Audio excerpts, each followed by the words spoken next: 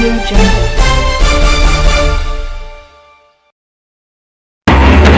প্রথমে জানাবো, জামায়াত জাতীয় সরকারে অংশ নেবে না, শক্তিশালী বিরোধী দল হবে বলছেন তাহের। এরপর জানাবো, বিরোধী দলীয় চিফ হুইপ ও হুইপ পরে আলোচনায় যারা। তারপর জানাবো, কিভাবে একত্রে দেশের জন্য কাজ করতে পারি সেই বিষয়ে কথা বলেছি আক্তার হোসেন। সর্বশেষ জানাবো, ঢাকা দক্ষিণের মেয়র প্রার্থী হওয়ার ঘোষণা ইনকিলাব মঞ্চের জাবেরের। দর্শক, এতক্ষণ শুনলেন সংবাদ শিরোনাম, এখন শুনবেন বিস্তারিত। তবে বিস্তারিত শোনার আগে আমাদের চ্যানেলটিকে সাবস্ক্রাইব করুন। তাহলে চলুন শুরু করা যাক। জামায়াতে ইসলামী কোনো জাতীয় সরকারে অংশগ্রহণ নেবে না, বরং শক্তিশালী বিরোধী দলের ভূমিকা পালন করবে বলে জানিয়েছেন দলটির নায়েবে আমির সৈয়দ আবদুল্লাহ মোহাম্মদ তাহের। তিনি বলেন, আগামী দিনগুলোতে আমরা রাষ্ট্র পরিচালনায় সরকার ও বিরোধী দল সমন্বিতভাবেই দেশের জন্য কল্যাণমূলক কাজ করতে পারব বলে আশা করছি। রবিবার 15ই ফেব্রুয়ারি রাজধানীর বসুন্ধরায় জামায়াত আমিরের কার্যালয়ে সাংবাদিকদের এক প্রশ্নের জবাবে একথা বলেন তিনি। মোহাম্মদ তাহের বলেন, নির্বাচন পরবর্তীতে সরকারের সম্ভাব্য প্রধানমন্ত্রী তারেক সাহেব সম্ভাব্য প্রধান বিরোধী দলের প্রধান জামায়াতে ইসলামীর আমির শফিকুর রহমানের সঙ্গে সৌজন্য সাক্ষাৎ করতে আসছিলেন, একটা কার্টেসি ভিজিট। এটাকে আমরা ওয়েলকাম করি। আমি মনে করি এই ধরনের নিউ কালচার নিজেদের ভেতরে থাকাটা একটা গুণগত পরিবর্তন, একটি ভালো সূচনা। তাহের বলেন, অত্যন্ত সৌহার্দ্যপূর্ণ পরিবেশে আলোচনা হয়েছে। আমরা দীর্ঘদিন বিএনপি ও জামায়াতে ইসলামী একসঙ্গে স্বৈরাচারের বিরুদ্ধে আন্দোলন সংগ্রাম করেছি, সরকারও গঠন করেছি। আমরা ফ্যাসিবাদের পতন পরবর্তীতে দুটি দল এবার আলাদাভাবে নির্বাচন করেছি।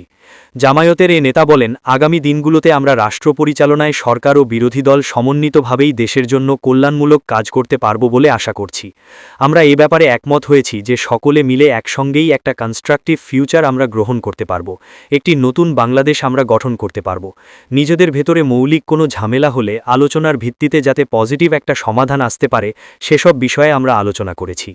তাহের বলেন, জামায়াতে ইসলামী কোনো জাতীয় সরকারে অংশগ্রহণ করবে না। জামায়াতে ইসলামী এখানে কনস্ট্রাকটিভ শক্তিশালী বিরোধী দল হিসাবে কাজ করবে। তাহের আরও বলেন, বৈঠকে জামায়াত আমির কয়েকটি প্রায়োরিটি বিষয়ে জোর দিয়ে কথা বলেছেন। প্রথম কথা হচ্ছে ল অ্যান্ড অর্ডার সিচুয়েশন, মানুষের সিকিউরিটি ইস্যুটা হচ্ছে সবচেয়ে বেশি গুরুত্বপূর্ণ। এই বিষয়ে যেন সরকার অত্যন্ত গুরুত্ব দিয়ে কাজ করে। এরপরে ইকোনমির ব্যাপারে আমরা কথা বলেছি এবং বিশেষ করে জনগণের যে মৌলিক প্রয়োজনগুলো আছে, খাদ্য, বাসস্থান, শিক্ষা, এসব বিবেকীয় অগ্রাধিকার পদ্ধতিতে যেন সরকার কাজ করে সে ব্যাপারে আমরা দৃষ্টি আকর্ষণ করেছি। জামায়াতের নায়েবে আমির বলেন, ইটস আ বিগিনিং।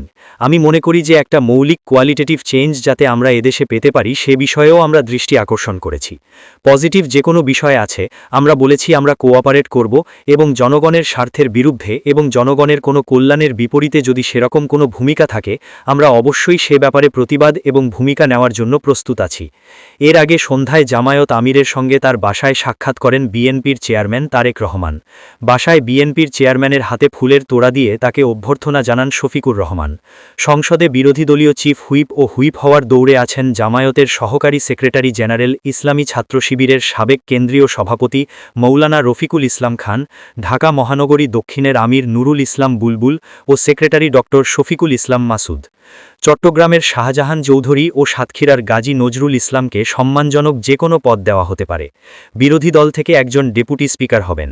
এই দৌড়ে আলোচনায় আছেন দলের সাবেক আমির মৌলানা মতিউর রহমান নিজামীর ছেলে ব্যারিস্টার নাজিবুর রহমান মোমেন ও মীর কাশেম আলীর ছেলে আয়নাঘর থেকে ফেরত আসা ব্যারিস্টার আহমদ বিন কাসেম আরমান। তবে ব্যারিস্টার নাজিবুর রহমান মোমেনের সম্ভাবনা বেশি।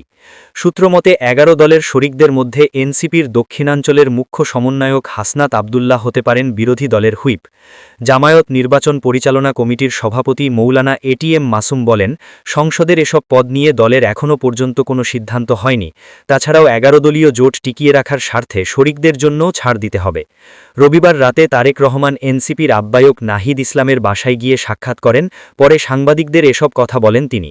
সাক্ষাতে বাংলাদেশের সংস্কারের যে প্রশ্ন সেই প্রশ্নকে কিভাবে সুরাহা করা যায় এবং বিচারের যে প্রশ্ন সেই বিষয়গুলো নিয়ে আমরা ইতিবাচক কথা হয়েছে বলে জানান আক্তার।